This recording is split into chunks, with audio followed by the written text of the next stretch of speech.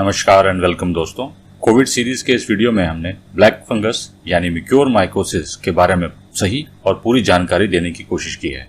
इस वीडियो में हमने survival of the fittest and opportunistic infections के बारे में बताया है। म्यूकोरमाइकोसिस यानी ब्लैक फंगस ये क्या है और इसके क्या लक्षण होते हैं। व्हाइट एंड येलो फंगस ये क्या है। म्यूकोरमाइकोसिस का इन्वेस्टिगेशन और डायग्नोसिस कैसे किया जाता है। ब्लैक फंगस और कोविड-19 का क्या रिलेशनशिप है और इसमें रिस्क ऑफ फर्टिलिटी कितना है। ब्लैक फंगस के उपचार के तरीके और इसका निवारण, इसके बारे में पूरी जानकारी इस वीडियो में दी है।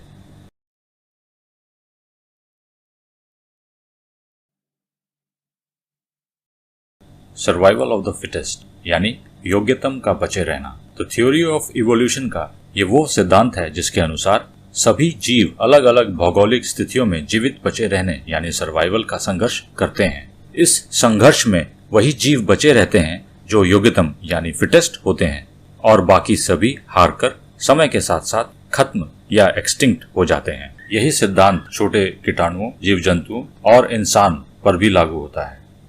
इन सभी माइक्रो ऑर्गेनिजम्स के लिए जैसे कि बैक्टीरिया, वायरसेस, फंगस और पैरासाइट्स, सर्वाइवल का मतलब है अपनी तादाद बढ़ाते रहना यानी अपने आप को मल्टीप्लाई करते रहना। ये माइक्रो ऑर्गेनिजम्स करोड़ों की तादाद में हमारे शरीर पर रहते हैं और हवा, पानी और खाने के थ्रू डेली बेसिस पे लाखों की तादाद में हमारे शरीर में एंट्री करते हैं। हमारी बॉडी या हमारा शरीर अपने इम्यून सिस्टम की वजह से इन्हें डेली बेसिस पे मारता रहता है। कुछ माइक्रो ऑर्गेनिजम्स तो हमारे साथ सिम्बियोटिक रिलेशनशिप में रहते हैं यानी कि आदान प्रदान करते रहते हैं, जैसे कि ई कोलाई बैक्टीरिया जो हमारे इंटेस्टाइन्स में पाया जाता है। ये हमारे खाने पे जीता है और हमें डाइजेशन में हेल्प करता है। लेकिन याद रखें, ये सभी माइक्रो ऑर्गेनिजम्स उस अवसर का इंतजार करते रहते हैं जब हमारी इम्यूनिटी या हमारी फिटनेस नीचे गिरती है, और ये सभी ऑर्गेनिजम्स मौका पाते ही हमारी बॉडी का इस्तेमाल अपने मल्टीप्लिकेशन के लिए करते हैं और एक सीवियर इन्फेक्शन कॉज करते हैं जो कि जानलेवा भी हो सकता है। इसी इन्फेक्शन को अपॉर्चुनिस्टिक इन्फेक्शन या अवसरवादी इन्फेक्शन कहा जाता है।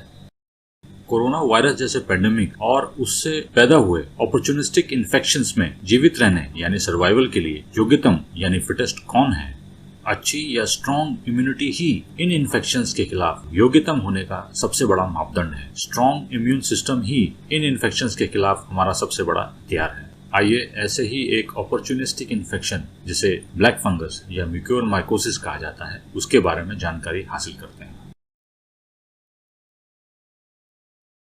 म्यूकोर एक टाइप का मोल्ड फंगस है जिसे हम कॉमनली अपने ब्रेड पे भी देख सकते हैं। मेडिकल टर्म्स में माइकोसिस किसी भी फंगल इन्फेक्शन को कहा जाता है, इसलिए इस इन्फेक्शन को म्यूकोरमाइकोसिस कहा जाता है। जनरली ये म्यूकोर फंगस नॉर्मल सॉइल में, रॉटिंग फ्रूट्स एंड वेजिटेबल्स में, एनिमल मैन्योर में, डस्टी एरियाज और वाटर डैमेज बिल्डिंग्स में पाई जाती है। यह फंगस स्पोर्स की फॉर्म में हमारे सांस लेने की वजह से, कंटेमिनेटेड फूड वाटर की वजह से या ओपन वुंड्स जो हमारे स्किन में हो उनसे हमारे शरीर में एंटर कर जाती है। आमतौर पर यह फंगस रेयरली कोई इन्फेक्शन कॉज करती है। हर साल यूएस जैसे कंट्री में हर 10 लाख लोगों पे 2 से भी कम लोगों में ये इन्फेक्शन होता है। लेकिन यही इन्फेक्शन इंडिया जैसे कंट्री में 80 गुना यानी 80 टाइम्स ज्यादा है, यानी कि इंडिया में हर 10 लाख लोगों में 136 लोगों को ये हो जाता है। इस फंगस का सडन इन्फेक्शन नेचुरल डिजास्टर्स के बाद देखा गया है, जैसे कि 2004 की इंडियन ओशन सुनामी और 2011 में मिसूरी टोर्नेडो के बाद। उसी तरीके से कोविड-19 पेंडेमिक के बाद इसका इन्फेक्शन रेट बहुत हाई इंडिया में देखा जा रहा है। यह फंगस कोविड-19 की तरह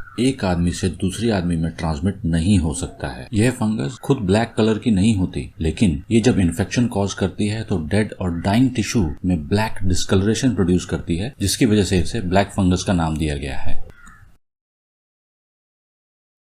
ब्लैक फंगस के इन्फेक्शन की शुरुआत आपके मुंह और नाक से होती है और यह आपकी आंखों से होते हुए सेंट्रल नर्वस सिस्टम तक पहुंच जाती है। इस इन्फेक्शन के मेन सिम्टम्स हैं आपके फेस के आधे हिस्से में सेंसेशन का कम हो जाना, फेस पे ब्लैक कलर की स्किन का हो जाना, नाक से ब्लैकिश या ब्लैक टिंज डिस्चार्ज होना, आंखों में स्वेलिंग की वजह से उनका बल्ज होना और आंखों में धुंधलापन, टीथ, गम्स और साइनसिस के साथ साथ पूरे फेस में पेन होना। इस सबके साथ साथ ब्लैक फंगस आपके दूसरे ऑर्गन्स को भी इन्फेक्ट कर सकती है, जैसे लंग्स, स्टमक, इंटेस्टाइन और स्किन।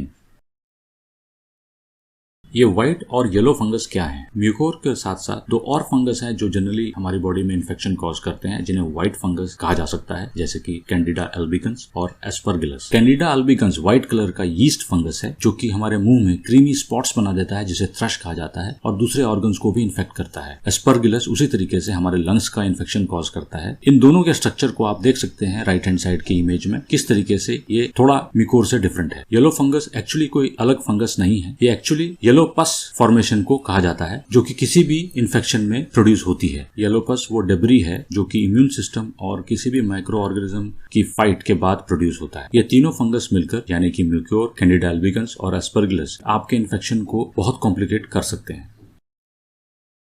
म्यूकोरमाइकोसिस की इन्वेस्टिगेशन और डायग्नोसिस के लिए NCCT-PNS यानी non contrast computed tomography scan of paranasal sinuses और MRI ऑफ ब्रेन किया जाता है। इन टेस्ट से bony erosions caused by accumulation of fungal debris और सेंट्रल नर्वस सिस्टम के इन्वॉल्वमेंट के बारे में पता चल जाता है। लंग्स में इन्फेक्शन का पता करने के लिए HRCT ऑफ चेस्ट किया जाता है, जिसमें reverse halo sign of ground glass opacities के बारे में पता चलता है, जिसमें nodules with reverse halo sign of ground glass opacities देखा जाता है, जो कि सजेस्टिव है एंजियो इन्वेजिव फंगस इन्फेक्शन का। इनके अलावा पोटेशियम हाइड्रोक्साइड स्टेनिंग टेस्ट किया जाता है, जिससे फंगस के स्ट्रक्चर का पता चल सकता है, या फिर matrix assisted laser desorption ionisation time of flight, जिसे माल्डी-टॉफ कहा जाता है, जो कि एक मास स्पेक्ट्रोमेट्री टेस्ट है, जिससे रैपिड आइडेंटिफिकेशन माइक्रो ऑर्गेनिज्म का किया जा सकता है।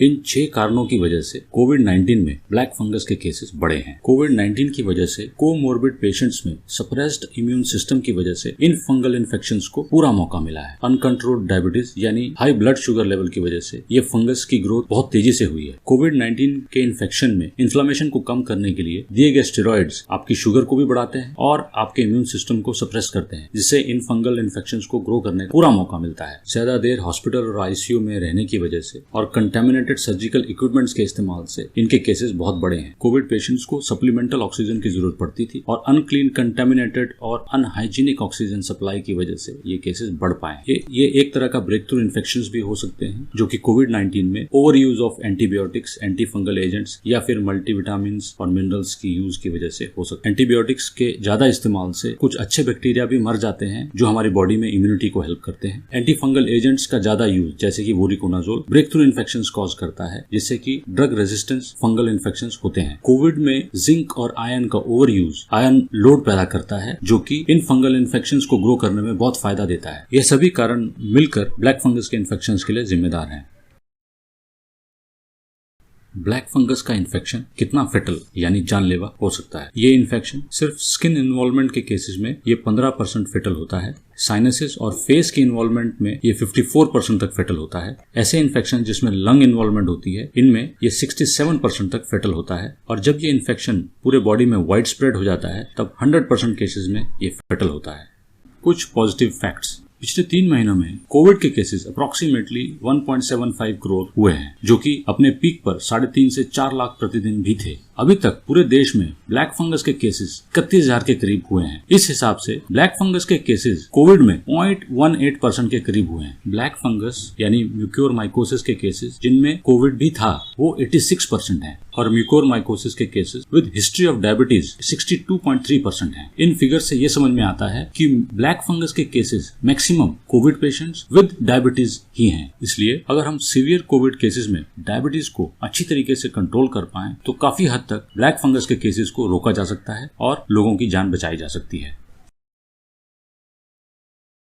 ब्लैक फंगस के ट्रीटमेंट में सबसे पहले यूज की जाने वाली मेडिसिन है एम्फोटेरिसिन बी। एम्फोटेरिसिन बी वो एंटी फंगल मेडिसिन है जिसे फर्स्ट लाइन थेरेपी के तौर पर इन्वेजिव म्यूकोरमाइकोसिस, क्रिप्टोकोकल मेनिंजाइटिस और सभी तरह के एस्परगिलस और कैंडिडल इन्फेक्शंस में यूज किया जाता है। इसका इस्तेमाल पिछले 50 सालों से किया जा रहा है, क्योंकि इस मेडिसिन से ड्रग रेजिस्टेंस का खतरा बहुत कम है। एम्फोटेरिसिन बी एक इंजेक्शन के फॉर्म में आता है और इसे इंट्रावीनस तरीके से आपकी बॉडी में इंजेक्ट किया जाता है। ज्यादातर केसेस में एम्फोटेरिसिन बी को 2 या 2 से ज्यादा हफ्ते तक इस्तेमाल करना पड़ता है। Amphotericin B fungal cell membrane component जिसका नाम है अर्गोस्टेरोल के साथ बाइंड करता है और एक पोर बना देता है, जिससे कि फंगल सेल के कंटेंट्स लीक हो जाते हैं और फंगल सेल डेथ हो जाती है। इस तरीके से ये फंगल इन्फेक्शन को रोक देता है।